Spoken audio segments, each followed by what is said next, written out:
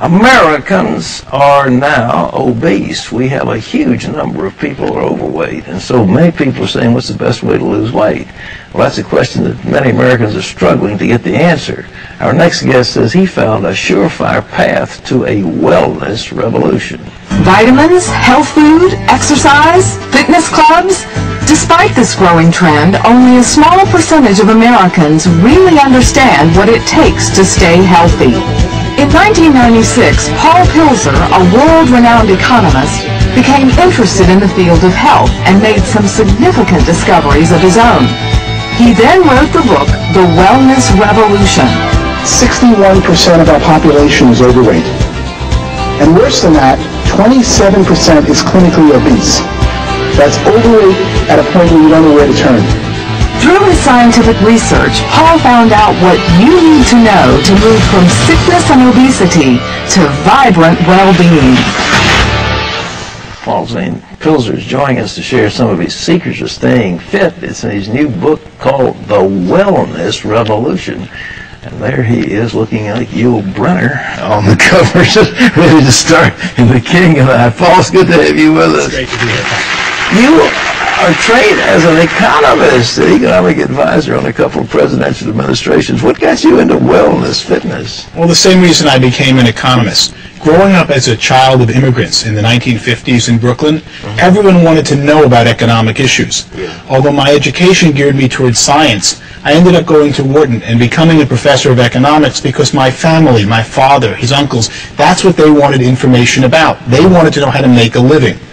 25 years later, as a very successful economist, I realized I'm now in the wrong field. What people mostly need in the United States, the number one problem today is health, as evidenced by the fact that 61% is overweight and 27% of our population, that's 77 million Americans, are clinically obese. That's shocking, isn't it? It's even more shocking to look at the trends. 20 years ago, the numbers were less than half that. So in the last 2 decades, while we're all talking about health, and it's all you see when you turn on the television or watch an ad, the population of obese and overweight people has more than doubled. That set me on a research quest to say, why is this happening? What did you discover? What I discovered was it was really an economic problem, not a scientific or biology problem. All right. In effect, we have a $1 trillion food industry in the United States. We pay farmers $40 million to produce food, but $940 billion, but $960 billion is paid to packaged food companies and fast food companies. The food companies in America today are primarily owned by the tobacco companies, and they make addictive processed foods. They study every one of their existing customers and say, how can I get them to consume more? The fast food restaurants know that if you're overweight, you consume 50% more at the cash register and only take up roughly the same amount of space. If you're overweight, you consume 50% more. You buy Absolutely, and you see it by portions of what people eat. So they study American consumers like rats in a laboratory. You have a favorite Christian singer, and all of a sudden you feel good about a certain addictive fast food. Guess who sang the commercial that's in the back of your mind when you go to buy it at the checkout counter? They study Americans like rats to increase consumption of their food products, and in doing so, have more than doubled obesity and overweight in the United States. This is unbelievable, because we have a health problem that's crowding $1.5 trillion. It's run away, and obesity is one of the major causative factors of heart disease, high blood pressure, so on. Everything, and really most of our medical problems today that are non-pediatric or non-geriatric stem from being overweight and obese. So as I studied it, I realized that the answer was an economic problem had caused being overweight and obese. As I studied it, I saw America ready for a revolution, a wellness revolution, and that there was a new industry emerging called a wellness industry. We spend $1.5 trillion on medicine, which is really the sickness industry. That's right. It's not really health, it's about when you get sick, they treat the symptoms of your disease. We currently spend, and that's what amazed me the most, $200 billion on wellness, fitness clubs, healthy foods, vitamins and supplements. Most of that didn't exist. When I ran the numbers, I could see that the $200 billion wellness industry, which is primarily today upper-class baby boomers who are consuming them, first thing someone does when they make money is try to get healthy. Oh, yeah. And they get out of the diet and kind of medical care most of us get, and they start getting healthier. And that this $200 billion I projected would grow to a $1 trillion wellness industry by 2010. Well, look, are we finding ourselves, on the one hand, we're gorging on trans fatty acids and greasy hamburgers and greasy fries and carcinogenic products. On the other hand, we're out puffing away on treadmills and lifting weights. I mean, are the same people doing these things, or is it a totally different class of people? It is really different people. And so many people who do get on the treadmills are not getting the right information. The problem is that the food industry controls, in effect, our television. Look at most commercials today for television shows are food companies. Sure.